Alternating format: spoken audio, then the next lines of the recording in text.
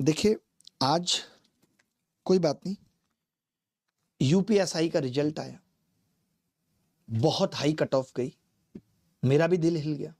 मैं वीडियो बनाना चाहता था, मन नहीं हुआ।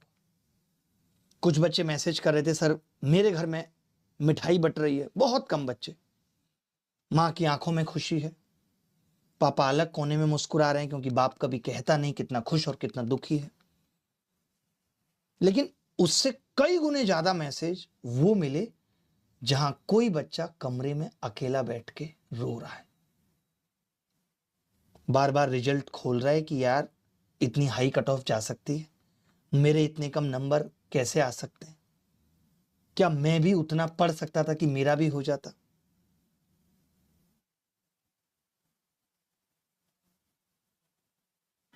ऐसा नहीं है कि जिस बच्चे का सिलेक्शन नहीं हुआ उसने कुछ भी नहीं सहा है, उसने भी बहुत मेहनत की है। बट ये जो पेपर आप 1 रुपए का 2 रुपए का पूछ लेते हैं, उससे क्या हो गया है, घोड़े और गधे में अंतर खत्म हो गया है। एक बच्चा जो YouTube से पढ़ रहा है, अच्छी चीजें सीख रहा है, एक बच्चा जो कुछ नहीं कर रहा, जिसने कोई कोचिंग नहीं ली, सिर्फ एक किताब ले ली RS अग्रवाल की और बस इससे सवाल लगाए, लंबे लंबे तरीकों से भी उसने सवाल लगाए, तब भी सिलेक्शन कर ले रहा है क्योंकि पेपर का लेबल ऐसा हो गया है जहां आपको कोई ट्रिक सीखने की जरूरत नहीं है। यूपीएसआई के एग्जाम में क्या था, कोई सेक्शनल टाइमिंग नहीं थी, सवाल कैसे थे, बहुत सस्ते। एक बच्चा जिसने रात रात भर जग के पढ़ाई की, माँ बाप क्या करें, पता नहीं, पढ़ता रहा, क्या पढ़ा भगवान जाने। मैं ऐसे बच्चों को भी ये कहना चाहता हूं कि सिर्फ एक एग्जाम यूपीएसआई का आपकी जिंदगी नहीं डिसाइड कर देगा, आपकी मेहनत के बारे में नहीं बता देगा, आपकी वैल्यू नहीं डिसाइड कर देगा, आपके पूरे फ्यूचर की कहानी नहीं लिख देगा। कई बार जिंदगी देर लगाती है लेकिन जरूर मिलता है।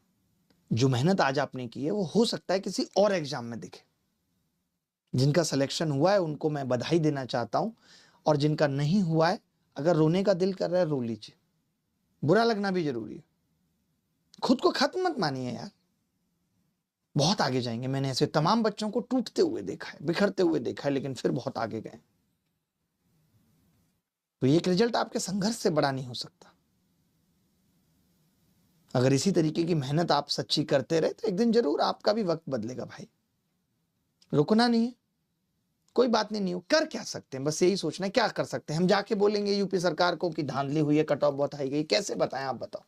सरकार कहेगी अच्छा हमें बताने आए हो, 21 राज्य चला रहे हैं हम और पूरा भारत भी, क्या कहोगे आप।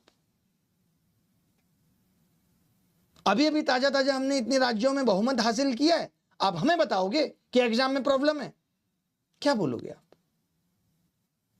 वो भी उस सरकार को जो आपने चुन के भेजी साहब, जिसको आप बार बार चुन के भेज रहे हैं साहब, कैसे आप उस पर उंगली उठा सकते हो।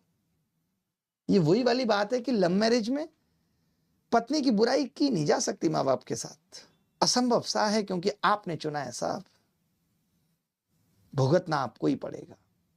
देश किसी भी राह पे, मैं आज भी ट्विटर पे लिख देता हूं, जब बेरोजगारी पे, महंगाई पे, पेपर लीक पे, ट्रांसपेरेंसी खत्म हो जा रही है उस पे, तब भी लोगों को लगता है, चिढ़ लगती है, क्यों लिखा साहब, भगवान मान लिया है हमने उनको, सवाल पूछने के हक खत्म हो गए।